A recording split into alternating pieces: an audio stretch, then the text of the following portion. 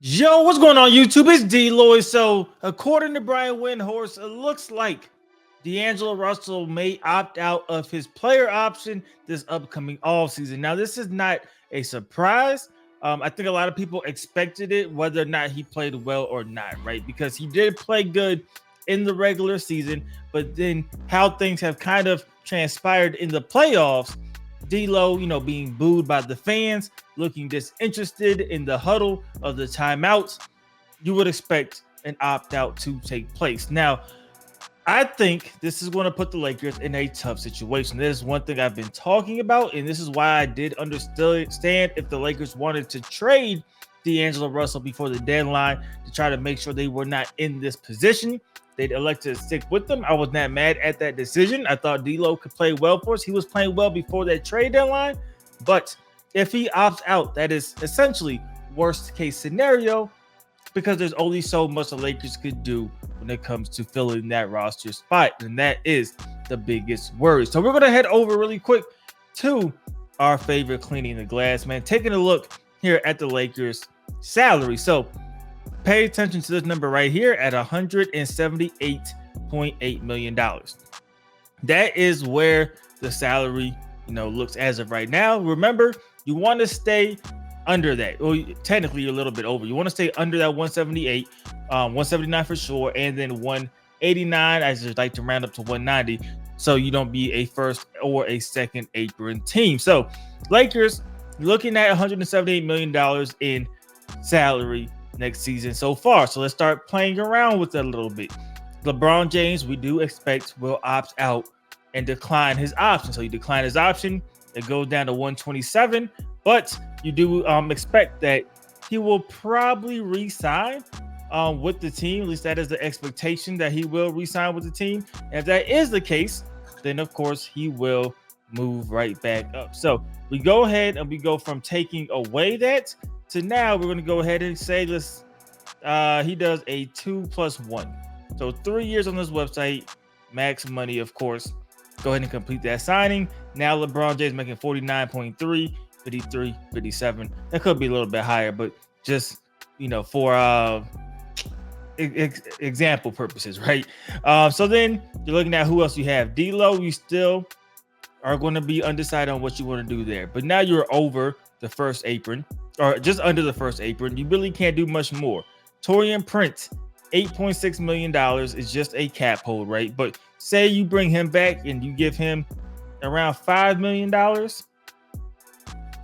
Now you are a first apron team at 181.6. That is, of course, if they elect to bring Taurean Prince back. The main question is what's going to happen with Max Christie. He is a restricted free agent, so you would assume the Lakers will try to sign him to a cheaper deal, or they will see what plays out. But let's just say, for whatever reason, Max Christie gets nothing.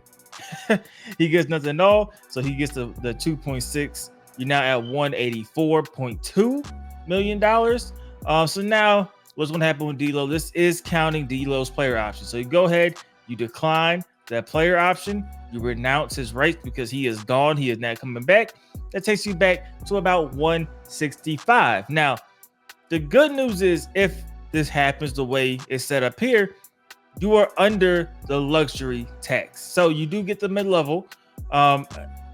Maybe Max Christie signs for more, but Max Christie could essentially sign for really anything. Let's go ahead and get back to Max Christie.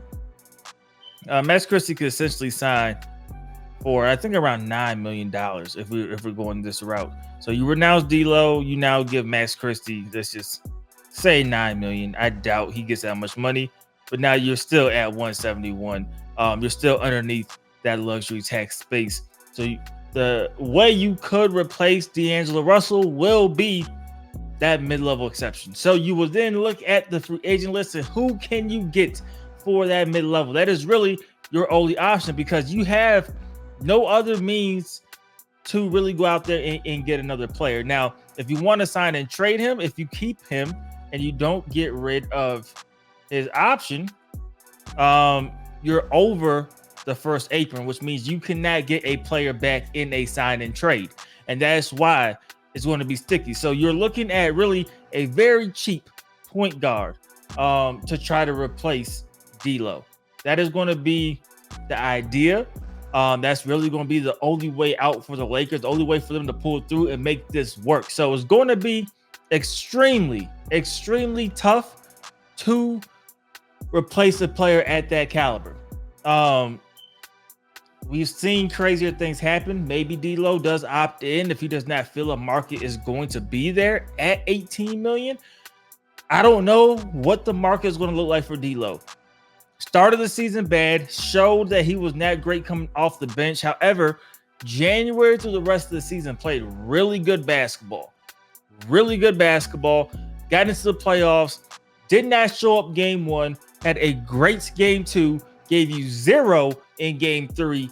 Looked like he did not want to be a part of the team on the sideline of the bench. So I don't know if that is going to also impact his market. You would assume it's not going to gain him more suitors. So that should impact it. But I don't know, man. I know Lakers fans, they want to opt out of their deal with D'Lo too. I understand. But if you do, it's going to be tough. It's going to be tough because you can't bring in a guy at $18 million. It doesn't free up 18 mil because you get rid of D'Lo. So we'll see what ultimately ends up happening. The Lakers preferably don't want to be even a first apron team. So they're going to have to play some cap gymnastics to try to make things work. But you see the situation. It is a tricky situation, above my pay grade for sure. And that is what the people in the front office get paid the big bucks to figure out how to maneuver this situation. But man, y'all let me know what y'all think about this in the comment section below. Do you want D'Lo back? Seeing this as a Lakers fan, just for the Lakers, do you think they should keep D'Angelo Russell? If he leaves, who's the replacement? Can you replace him? And then what's the next move for the Lakers at that point? Do you just blow it up? Or do you still try to build a team, but now you're on mid-level exception players again? You're looking at minimum guys again. It's just going to be tough. But let me know your guys' thoughts and opinions in the comment section below. As usual, hope you guys did enjoy the video. If you did, please do me a favor. Go ahead and leave this video a like. It helps me out a lot. And subscribe if you haven't already. It's DLloyd. I'm see y'all next time. Peace.